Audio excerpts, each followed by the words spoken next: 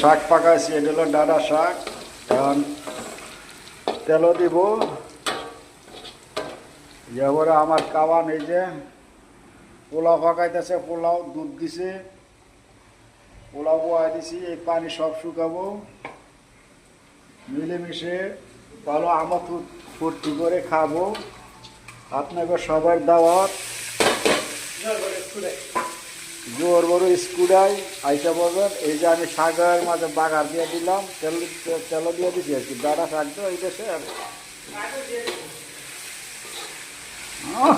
মাই আছে নো। ও দেখছেন কি অবস্থা দেন, খালি কেমনে ভাষাই। এটা মালয়েশিয়া তামানেস জোর বড় তামান নেশা। সবার দাওয়াত রইল।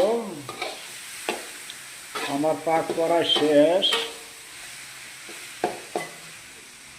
আমার পাক করাই শেষ। যদি আসলে জোর বারু তামান্নেসা আইসা বলবে ইনশাল্লাহ। শাকের দাওয়াত রইল এবং পোলার দাওয়াত রইল, বুঝছেন? সবাই আসে। আর ভিডিওটা ভালো লাগলে লাইক শেয়ার কমেন্ট ফলো করে দিয়ে পাশে থাকবেন। ওকে, আল্লাহ হাফেজ।